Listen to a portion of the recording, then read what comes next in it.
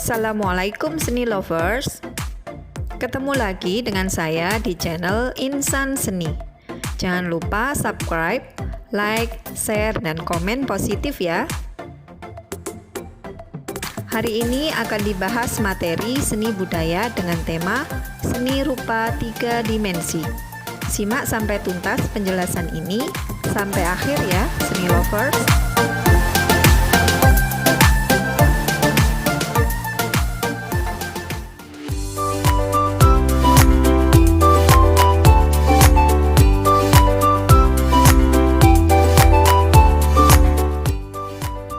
Kali ini kita akan membahas terkait yang pertama, jenis-jenis karya seni rupa 3 dimensi.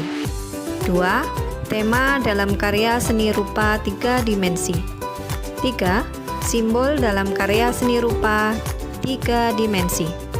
4. Teknik yang digunakan dalam proses berkarya seni rupa 3 dimensi.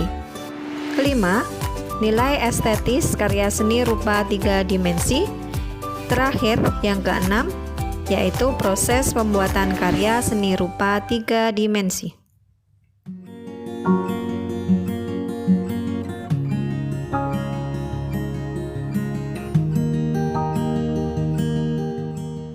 Kita bahas yang pertama, pengertian seni rupa 3 dimensi.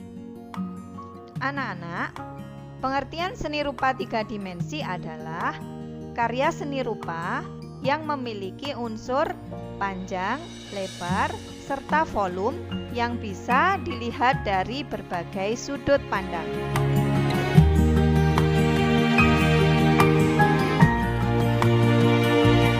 Dilihat dari fungsinya, seni rupa 3 dimensi dibagi menjadi 2. Ada 3 dimensi terapan, ada 3 dimensi murni. Contoh seni rupa 3 dimensi murni seperti patung, benda hias, karya kriya, monumen, pajangan, hiasan, dan lain-lain. Kemudian kalau contoh seni rupa 3 dimensi terapan, di mana fungsinya untuk memenuhi kebutuhan fisik dan psikis. Dengan demikian, bentuk benda atau karya seni tersebut akan semakin indah dan semakin nyaman digunakan. Satu contoh, perabotan rumah tangga seperti meja, kursi, lemari, furniture, dan lain sebagainya. Nah, sudah tahu kan perbedaannya mana seni rupa 3 dimensi murni dan mana 3 dimensi terapan?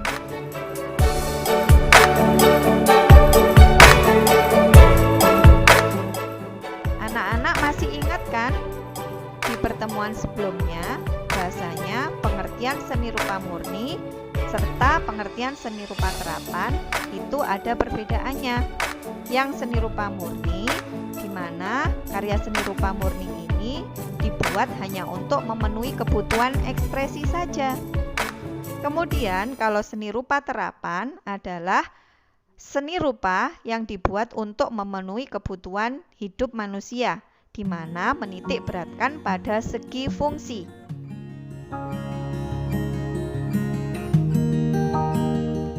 Berikutnya, kita akan membahas tentang tema dalam karya seni rupa 3 dimensi. Seorang perupa akan memilih tema tertentu sebagai bagian dari konsep berkarya. Dengan menentuan tema, perupa akan memilih objek dan medium berkarya. Satu contoh, tema naturalis. Pemanfaatan limbah batang kayu untuk furniture, meja, kursi, dan lain sebagainya. Kemudian ada tema recycle atau pemanfaatan limbah plastik ataupun limbah industri untuk pembuatan kostum pengantin ataupun kostum anime ataupun karya seni kriya. Masih ingat kan karya seni kriya itu apa? Karya seni kriya itu adalah seni kerajinan tangan yang dibuat oleh seorang seniman langsung dengan tangan. Satu contoh seperti kriya batik, kriya ukir, kriya keramik, dan lain sebagainya.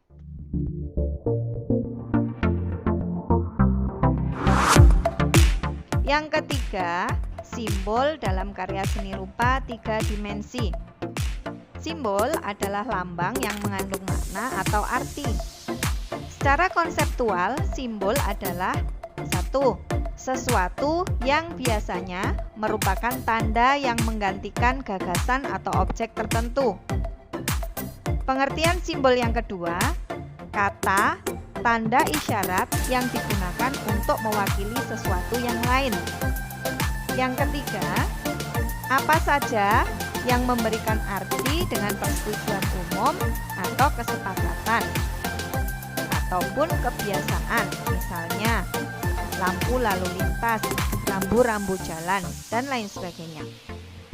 Pengertian yang keempat adalah tanda konvensional, yakni sesuatu yang dibangun oleh masyarakat yang disepakati anggota masyarakat.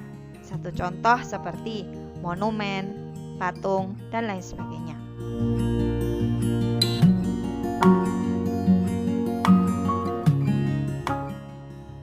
Beberapa simbol dalam karya seni rupa 3 dimensi itu ada 3. Ada simbol warna, ada simbol patung, dan ada simbol hewan. Simbol warna itu adalah simbol yang digunakan untuk melambangkan sebuah watak atau sifat yang diungkapkan dalam karya 3 dimensi. Satu contoh, warna merah berarti berani, putih berarti suci, hitam berarti duka, dan lain sebagainya. Yang kedua, simbol patung, tugu, dan monumen berfungsi melambangkan sesuatu yang sudah dilakukan orang sejak zaman dahulu untuk memperingati peristiwa-peristiwa penting atau tempat bersejarah seperti Tugu Proklamasi, Monumen Jogja Kembali, Tugu Selamat Datang, Tugu Katulistiwa, Monumen Bambu Runcing, dan lain sebagainya. Yang ketiga, simbol hewan. Fungsinya melambangkan karakter seseorang dan tanda-tanda sebuah kejadian. Satu contoh seperti patung katak, simbol memanggil hujan, patung kuda, simbol kegagahan, patung kancil, simbol kecerdikan, patung gajah, simbol kecerdasan, dan lain sebagainya.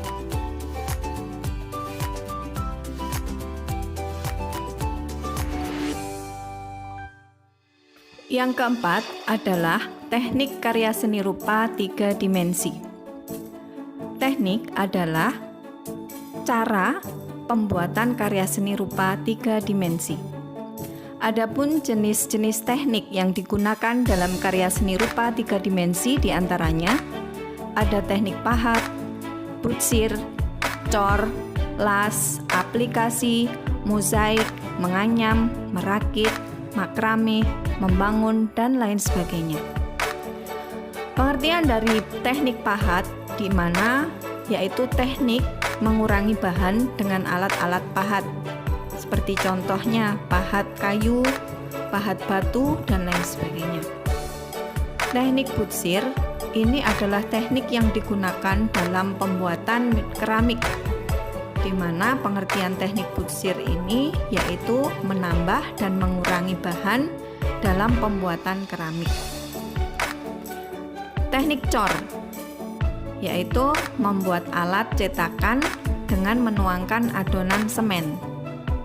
Adapun teknik las yaitu menyambung bagian logam dengan cara dilas.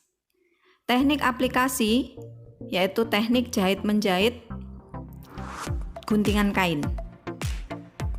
Teknik mozaik menempel benda-benda 3 dimensi ditata sedemikian rupa. Teknik menganyam yaitu menumpang tindihkan bahan seperti dari bambu ataupun rotan. Teknik merakit yaitu menyambung potongan bahan yang dilas atau disekrup dan dipatri. Teknik makrame ini adalah teknik simpul menyimpul, biasanya yang dipakai untuk membuat karya tas dari tali kur. Teknik yang terakhir yaitu membangun, di bagaimana teknik menyusun komponen untuk dijadikan 3 matra. Selanjutnya, nilai estetis karya seni rupa 3 dimensi. Ada 2 penilaian, yaitu nilai estetis yang sifatnya objektif dan nilai estetis subjektif. Nilai estetis objektif yaitu memandang karya seni rupa itu sendiri secara kasat mata, yang terdiri dari komposisi yang baik, perpaduan warna yang sesuai, penempatan objek yang membentuk kesatuan, dan keselarasan dalam menata unsur-unsur visual karya seni rupa. Yang nilai estetis subjektif yaitu keindahan tidak hanya ditentukan pada unsur-unsur fisik yang diserap oleh mata, tetapi ditentukan oleh selera penikmatnya. Satu contoh, dalam seni patung abstrak, kita dapat menemukan nilai estetis dari penataan unsur rupa pada karya tersebut. Yang terakhir adalah proses pembuatan karya seni rupa 3 dimensi. Tahapan dalam berkarya berbeda-beda sesuai dengan karakteristik bahan, teknik, alat, dan medium. Langkah-langkah dalam proses berkarya seni rupa 3 dimensi dimulai dari menentukan ide atau gagasan. Entah itu berupa ide gagasan media, ide gagasan teknik, alat, bahan, atau objek.